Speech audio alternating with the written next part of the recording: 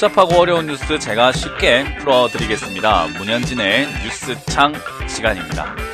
자, 오늘도 굉장히 많은 종목 뉴스들이 많이 쏟아져 나오고 있고요. 그리고 여러분들이 어떤 뉴스를 봐야 할지 어렵고, 그리고 본다고 하더라도 이해하기가 어려울 수 있겠죠.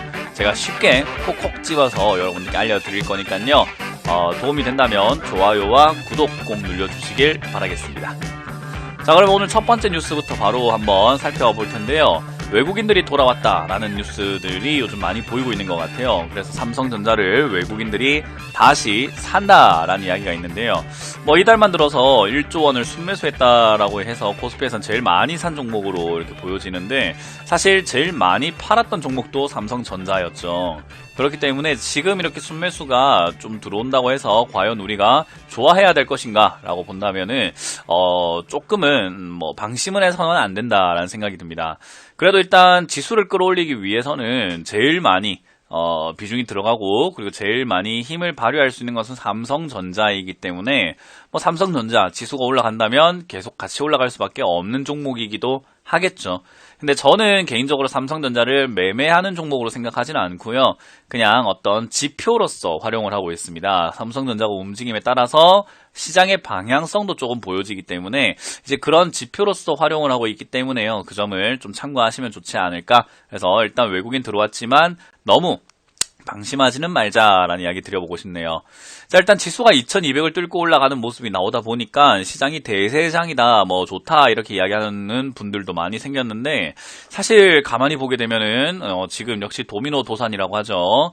도미노로 줄줄이 파산 신청이 시작이 되고 있습니다. 아무래도 이제 기업이 운영을 하는 데 있어가지고 이렇게 코로나라는 어떤 악재 때문에 경제가 완전 둔화가 되어 있다라고 봤을 때요. 우리가 실제로 이렇게 살아가고 있을 때는 보면은 회사도 잘 다니고 있고 크게 상관이 있을까? 라는 생각이 들지만요. 실제로 이렇게 타격을 입는 기업들이 굉장히 많아지고 있다라고 보면 됩니다. 그래서 지방 쪽은 벌써 작년보다 2배나 늘었다라고 보면 되고요. 지금 회생 신청보다는 그냥 파산 신청이죠. 아예 기업을 안 할 거다라고 하는 그런 뉴스들이 좀 많이 들리기 시작을 했습니다. 역시 시장 지수가 올라간다고 하더라도 시장에 대한 불안함은 아직까지 완전히 빠진 것은 아니다라는 거 우리가 꼭 체크해봐야 되는 부분인 것을 확인하셔야 될 것 같고요. 마크 큐반이라고 하는 미국의 억만장자 투자자가 있습니다. 지금 그 투자자께서는 지금 일단은 1990년대 닷컴 버블과 비슷한 측면이 있다라고 경고를 했어요.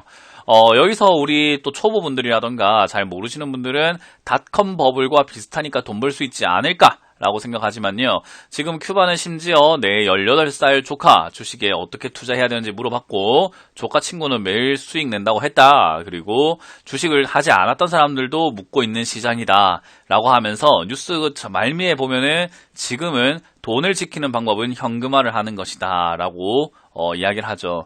실제로 이렇게 슈퍼 부자가 된 사람들, 주식을 통해서 매매가 아니라요. 그냥 우리가 말하는 트레이딩 관점이 아니라 올바르게 투자를 해서 돈 번 사람들은 지금 시장을 트레이딩 시장이라고 보고 있지만 돈을 벌 수 있는 시장이라고 보고 있지 않는 것 같습니다.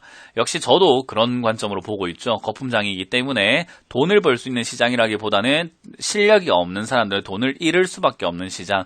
투자로 가는 것은 역시 쌀 때 사서 비싸게 파는 건데, 지금은 비싼 관점이기 때문에 차라리 현금을 들고 있는 것이 낫다라고 보고 있고요. 그 관점은 역시 워렌 버핏, 마크 큐반 뿐만 아니라 우리가 알고 있는 저명한 투자자들은 대부분 그렇게 권유하고 있다라는 것을 한번 우리가 돌이켜볼 때가 아닌가 생각이 드네요.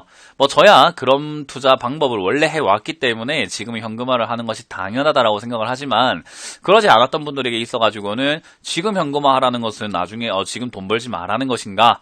라고 하는 건데요. 돈을 버는 것보다 중요한 것은 내 돈을 지키는 것이다 라는 것을 여러분들이 한 번 더 좀 생각을 해보셨으면 좋겠고요. 그런 관점에서 역시나 좀 긍정적인 뉴스보다는 좀 안 좋은 뉴스들, 현실적인 뉴스들이 조금 많이 보이는데, 빚더미 한국이라는 뉴스가 나오고 있죠. 총 부채가 GDP 3.3배로 거의 3배 정도로 껑충 뛰었다라고 이야기를 하고 있어요. 그래서 이제 세계적인 신용평가사죠. 국가 신용을 평가하는 회사들이 처음에는 한국이 부도날 수 있습니까? 라는 질문에는 작년까지만 하더라도 그게 무슨 말도 안 되는 소리입니까? 라고 했지만 지금은 한국이 부도날 수 있습니까? 라고 질문을 했더니 그럴 가능성도 생각해봐야 한다라고 이야기를 하고 있죠. 부채 상승률이 너무 가파르다라는 거예요. 이게 지금 당장 우리 피부에 와닿지 않을 수 있습니다. 그러나 시간이 지나면 지날수록 부채라는 것은 우리가 운동을 할 때로 친다면 모래주머니를 달고 달리는 것 같은 굉장한 짐이 될 수밖에 없어요. 성장을 가로막을 수도 있고요. 부채라는 게 다 좋지만요. 여러분들도 뭐 아파트를 사시거나 빚을 내서 투자를 하시거나 뭐 하시는 분들이 있을 텐데 부채가 평상시엔 괜찮은데요. 내가 직장을 잃거나 또는 뭐 상황이 안 좋아지거나 했을 때 그 부채는 어마어마한 부담으로 다가오게 되어 있습니다. 그렇기 때문에 부채가 늘어난다라는 것은요, 증시가 상승을 하다가 경제가 성장하지 못한다라고 했을 때 충격이 생각보다는 클 수 있다라는 것을 여러분들이 감안을 해야 될 것 같습니다. 그래서 저 같은 경우는 많은 분들께서 지금은 대세장이다, 뭐 좋은 장이다라고 이야기를 하지만 저는 아니다, 과감하게 아니다라고 말씀을 해드리고 있죠. 지금은 거품장이다. 이 거품장은 매매를 하는 데 있어가지고 부담을 느끼고 실력이 없는 사람들은 손실날 수밖에 없는 장이기 때문에 오히려 좋은 기회를 사는 게 낫다라고 보고 있습니다. 그렇게 보는 이유가 이런 현실적인 뉴스들이죠. 긍정적인 전망에 대한 뉴스가 아니라 지금 현실을 대변해주고 있고 앞으로도 부담이 될 수 있는 뉴스들을 제가 체크를 해서 항상 그런 식으로 약간 비관적으로 바라볼 수밖에 없다라는 것을 아마도 여러분들도 이해하실 수 있지 않을까 싶습니다. 그래서 현실적으로 지금 실물 경제가 살아나질 않는다고 한다면요, 증시가 올라가는 것은 그냥 가치가 성장을 하는 것이 아니라 껍데기만 성장을 하고 있는 포장만 과한 과대 포장이 되기 때문에 여러분들께서 그런 과대 포장에 속지 않을 수 있도록 여러분들께서도 조금은 뉴스에 관심을 가지시고 현실적인 뉴스들을 조금 돌이켜보시는 게 어떨까. 뭐 뜬구름 잡는 디지털 뉴들이라든지 뜬구름 잡는 뭐 이상한 수소차 이야기라든지 아직 매출도 나오질 않았는데 뭐 코로나 치료제 이야기라든지 그런 종목들에 너무 여러분들이 열광하신다면은 그 결과는 여러분들이 다 책임을 지셔야 되는 안 좋은 결과로 이어질 수 있다는 것을 조금 명심해 주셨으면 좋겠습니다.